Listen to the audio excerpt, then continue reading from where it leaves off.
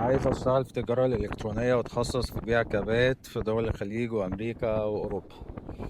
بص أنا هقول لك الاستراكشر، لكن طبعا الشرح محتاج كورس بحاجة.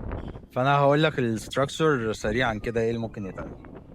آه في الأول أنا مش عارف هل أنت عندك خبرة في الكابات ولا لأ، ولا دي حاجة أنت لسه هتشوفها.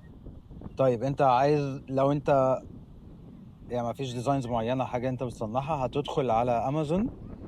هقول لك طريقه كده سريعا، تدخل على امازون وتدخل تشوف البيست سيلرز. في حاجه جوه امازون، حاجه اسمها موفرز اند شيكرز. في حاجه اسمها بيست سيلينج او بيست سيلرز.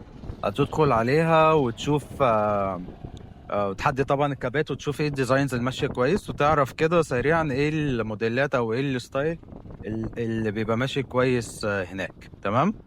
هتاخد صورهم وتدخل على علي بابا، تعمل سيرش بالايمج او بالاسم، وتشوف بقى المصانع الموثوق فيها هناك في الصين ايه هي، تبتدي تتكلم معاهم تشوف الاسعار.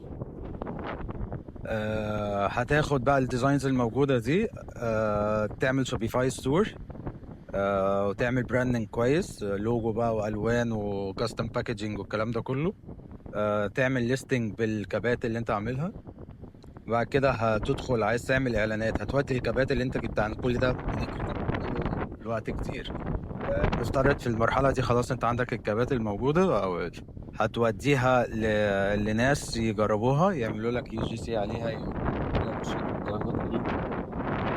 في نفس الوقت تبتدي تعمل بتشارك الصورة بقى كويسة حلوة على كاميرا، مع شوية اي اي كده حلوة. هتبتدي تودي تعمل اعلانات على الفيسبوك، توديها على الكوليكشن بيج فيها كل الموديلات بتاعت الكابات اللي عندك. تخلي الكاستمرز بقى هم اللي يختاروا اللي بيطلبوا. طيب الشوبيفاي ستور انصحك فيه ثيم اسمه شراين ثيم، ده كويس جدا، الكونفرجن ريت بتاعته بتبقى عاليه جدا. هتلاقي فيه كل الاوبشنز والابس الموجوده، بحيث ان انت تقدر تعلي كونفرجن ريت يعني على قد ما تقدر. دي حاجة.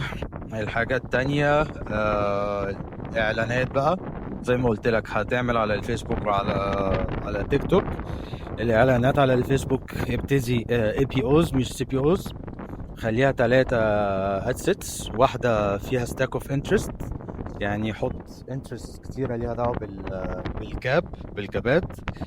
اعمل ادسيت تانية برود خالص ما فيهاش اي تارجتنج. واحدة تالتة اونلاين شوبينج وايه وانجيج الشوبرز. طيب هنتكلم على حتة الفولفيلمنت. انت لو هتودي من الصين على طول، هتودي على شركات، على مخازن في الصين بتخزن لك المنتجات بتاعتك، وبعد كده هي ايه تطلع 1 باي 1 لأمريكا او لأي دولة بقى انت عايزها. ممكن برضو تودي على مخازن في أمريكا بحيث تقلل الشيبينج تايم، وفي نفس الوقت البوست ممكن يكون أقل شوية، وفي نفس الوقت كمان في الحالة دي هتلاقي الكاستمر سيرفيس عندك أفضل بكتير أو أحسن بكتير يعني. بس دي كده طريقة مبسطة جدا الاستراكشر اللي بتمشي عليه. اه نسيت اتكلم في اهم حاجة. انت ممكن انت مفروض عشان تعمل كده، انا انصحك تعمل شركة في امريكا LLC. الشركة بتاعت أمريكا دي تقدر تسجل على بنك إلكتروني، سواء بقى ميركوري أو أي بنك تاني إلكتروني. تقدر تفعل بيها شوبيفاي بايمنتس، وشوبيفاي بايمنتس هتتيح لك إن أنت تعمل ماركتس، يعني تبيع عادي في أمريكا بالعملة بتاعتهم، أو في أوروبا أو في أي دولة أو في الخليج بالعملة بتاعتهم. وهتسهل عليك الدنيا جدا، وهتلاقي الكونفرجن ريت في الآخر خالص أحسن من أي بايمنت جيت واي تانية هتعملها. والشركة الأمريكية أنا شايفها يعني أفضل من الشركة الإمارات، أفضل من الشركة البريطانية في الحالة بتاعتك.